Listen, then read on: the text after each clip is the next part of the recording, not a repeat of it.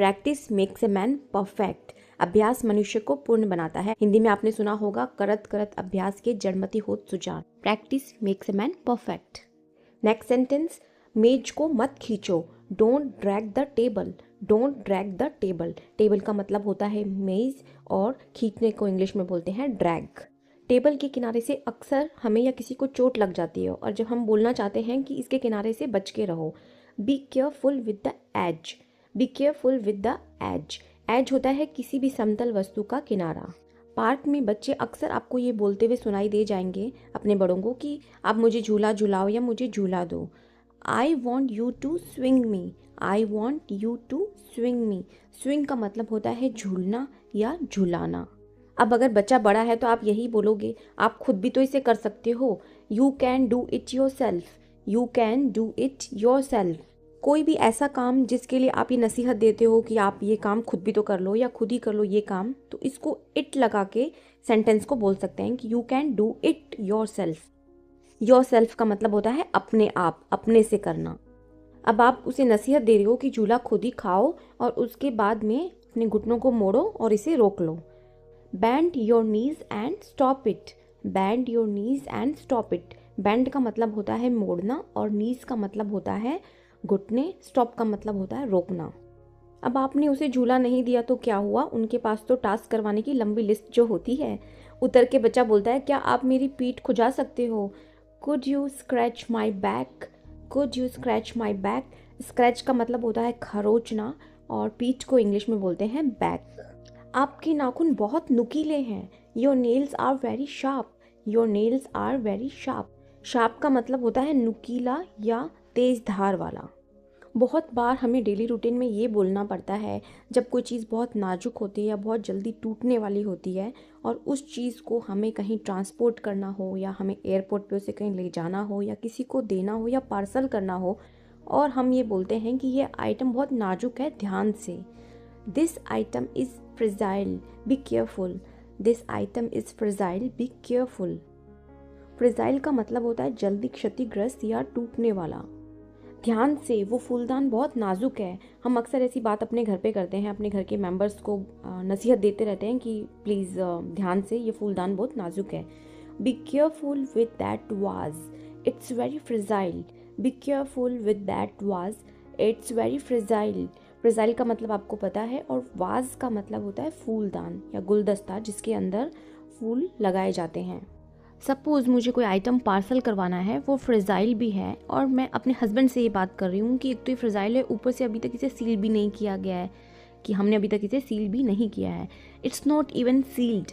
It's not even sealed. Sealed का मतलब होता है किसी पैकेट या लिफाफे या किसी एनवेलप को, उसके किनारे को पैक करना, बंद कर देना या उसे अच्छे से बांध देना, इसको बोलते हैं सील कर देना। एंड ही रिप्लाइड, पार्सल को टेप से सील कर दिया गया था। The parcel was sealed with tape. The parcel was sealed with tape. मैं अपनी फ्रेंड के साथ में जिम में हूँ, बिजी हूँ, फ़ोन कहीं दूर रखा हुआ है।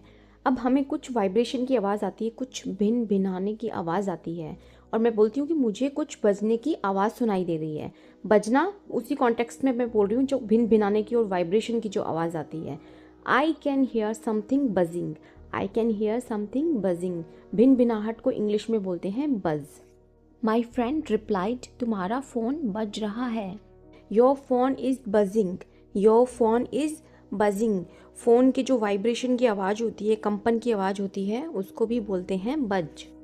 मेरे फ़ोन पर कुछ मैसेजेस आए थे, मेरे हाथ बिजी थे। मैंने अपनी फ्रेंड से रिक्वेस्ट किया कि प्लीज़ तू ही मेरे मैसेज चेक कर दे। जैसे कि कैजुअल वेज में हम अपने फ्रेंड से बात करते हैं, किसका मैसेज है देखना। Check the messages. Check the messages. वो मेरा फ़ोन उठाने के लिए जाती है और उस टेबल पे जहाँ मेरा मोबाइल रखा था वहाँ पे ऑलरेडी कुछ खाने की चीज़ गिरी हुई है और वहाँ पे बहुत सारी मक्खियाँ भिन भिन आ रही है। वो वहाँ जाके बोलती है, अरे तुम्हारे फ़ोन के पास तो मक्खियाँ भिन भिन आ रही हैं। Flies are buzzing near your phone. Flies are buzzing near your phone. Flies का मतलब होता है मक्खी, और मक्खियों के भिन भिनाने की आवाज़ को भी बोलते हैं बज। मक्खियाँ अभी भिन भिना रही हैं, तो हम यहाँ ING लगा देंगे बज के साथ में और बोलेंगे flies are buzzing. Flies are buzzing. तभी मुझे किसी का फ़ोन आता है बट मुझे सामने वाले की आवाज़ गूंजती हुई आती है और मैं उसे बोलती हूँ आपकी आवाज़ गूंज रही है। Your voice is echoing, your voice is echoing. आवाज़ के गूंजने को इंग्लिश में बोलते हैं इको, इको। आज सुबह से ही घर से इतनी बदबू आ रही है, पता नहीं कहाँ से। देन आई रियलाइज़ कि बहुत सारा कचरा पड़ा हुआ है। अरे कचरे को बाहर निकालो, take out the garbage, take out the garbage. कचरे को इंग्लिश में गार्बेज बोलते हैं। सोफे पे बैक सपोर्ट के लिए जो छोटी गद्दियाँ यूज की जाती हैं उनको बोलते हैं कुशन। क्या आप मुझे कुशन दे सकते हो? Can you pass me the cushion, can you pass me the cushion. My sister replied okay मैं देती हूँ। अब किसी चीज़ को इस तरह से फेंक के, हल्के से फेंक के, लापरवाही से फेंक के और उछाल के जब दिया जाता है तो इसको बोलते हैं टॉस। जैसे हम अक्सर करते भी हैं, हल्की चीज़ों को हम ऐसे फेंक के पास कर देते हैं। ठीक है मैं देती हूँ, okay I am gonna toss it to you, okay I am gonna toss it to you. Toss करना मतलब कि फेंक के वो चीज़ को पकड़ाना। एंड उसने इसे मेरी ओर फेंक दिया। She tossed it to me, she tossed it to me. अब उसने मुझे दिया, देने को तो हम गिव भी बोलते हैं या फेंकने को हम थ्रो भी बोलते हैं, लेकिन यहाँ पे फिर हमें वही भाव को समझना होगा। उसने लापरवाही से उछाल के मेरी तरफ फेंक दिया तो इसको बोलते हैं टॉस। और फिर उसके बाद मेरी बहन अपने बालों को ऐसे पीछे की ओर उछाल कर चली गई। आपने देखा होगा लड़कियों की जो बाल लंबे होते हैं उनको बार बार ऐसे आदत होती है अपने बालों को पीछे की ओर उछालने की, ऐसी स्टाइल में। तो इसको इंग्लिश में बोलते हैं she tossed back her hair, she tossed back her hair. तो बालों को पीछे उछालने को भी, इसके लिए भी हम टॉस वर्ड का यूज़ करते हैं। बात बात पे हमें ये कहने की आदत होती है, जब भी हम कंफ्यूज होते हैं या किसी कंक्लूजन पर आना चाहते हैं तो हम ये बोलते हैं कि चलो सिक्का उछाल के देखते हैं किसको हेड आता है किसको टेल आता है, या जब गेम में किसको बैटिंग करनी है किसको बॉलिंग करनी है। तो इस तरह से ये वर्ड भी हम बहुत ज़्यादा यूज़ करते हैं। फॉर एग्जाम्पल, एक सिक्का उछालते हैं कि कौन पहले जाएगा। Let's toss a coin to see who will go first, let's toss a coin to see who will go first. Coin को हिंदी में बोलते हैं सिक्का और टॉस का मतलब आपको पता है उछालना। हमारे गांव में एक बच्चा बहुत ही शरारती था। एक दिन तो उसको बैल ने हवा में उछाल दिया and it's a real incident. The bull tossed him up into the air, the bull tossed him up into the air. Bull को हिंदी में बैल बोलते हैं।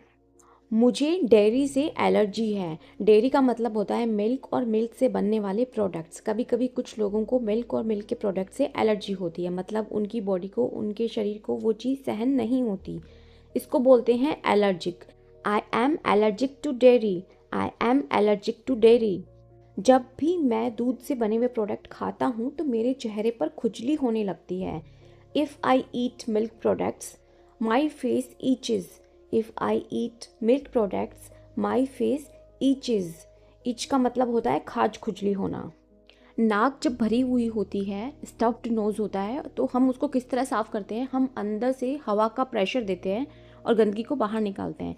तो जहाँ पे हवा इन्वॉल्व हो जाती है, चाहे फूंक मारना है या हवा का झटका देना है, वहाँ पे हम इंग्लिश का वर्ड यूज़ करते हैं ब्लो। अपनी नाक झटकें, मतलब नाक को हवा से फोर्स से हवा निकाल करके साफ़ करें तो उसको बोलेंगे blow your nose, blow your nose. नाक साफ करने के बाद अपने हाथ धोना। Wash your hands after you blow your nose, wash your hands after you blow your nose. हवा चल रही है, आज तो हवा चल रही है। Wind is blowing, wind is blowing. थोड़ी हवा चल रही है। A little wind is blowing, a little wind is blowing. थोड़ी के लिए हम यूज़ करेंगे लिटिल, और विंड का मतलब होता है हवा। तेज हवा चल रही है। A strong wind is blowing, a strong wind is blowing. तेज हवा के लिए बोलेंगे स्ट्रॉन्ग विंड। आज सुबह तो जब मैं बाहर बैठी हुई थी तो हवा का इतना तेज झोंका आया कि मेरे हाथ में जो अम्ब्रेला था उसकी अंदर की जो साइड थी वो पूरी बाहर हो गई। आपने कभी देखा है कि छाता बिल्कुल पलट जाता है तेज हवा से? तो इसी तरह से मेरे साथ हुआ। A sudden gust of wind blew my umbrella inside out, a sudden gust of wind blew my umbrella inside out. Sudden का मतलब होता है अचानक, गस्ट का मतलब होता है झोंका, विंड का मतलब होता है हवा। गस्ट ऑफ विंड मतलब हवा का झोंका। ब्लू मतलब उड़ा दिया, मतलब हवा ने ये एक्ट किया, तो यहाँ पे भी ब्लो की सेकंड फॉर्म आएगी ब्लू। इनसाइड आउट का मतलब होता है अंदर की साइड का बाहर की तरफ आ जाना, इनसाइड आउट। लंबी दूरी की यात्राओं से मुझे उबकाई आने लगती है, मतलब मुझे लॉन्ग डिस्टेंस ट्रैवल सूट नहीं करता है। Long distance travels make me feel nauseous. Long distance travels make me feel nauseous. Nauseous का मतलब होता है उबकाई या उल्टी आने जैसा फील होना। ट्रैवल्स मतलब यात्राएं और लॉन्ग डिस्टेंस मतलब लंबी दूरी। जब भी ऐसा होता है तो मैं कोशिश करती हूँ खिड़की का ग्लास नीचे करके फ्रेश एयर लेने की। कृपया खिड़की नीचे कर दें, मतलब कि खिड़की का जो ग्लास है उसे नीचे कर दें। Roll down the window please. Roll down the window please. अगर मैं कार में पीछे की सीट पे बैठी हूँ तो मैं ड्राइवर से रिक्वेस्ट भी करती हूँ कि प्लीज़ मुझे आगे की सीट पे बैठने दें। क्या मैं आगे की सीट पर बैठ सकती हूँ? Can I sit on front seat? Can I sit on front seat?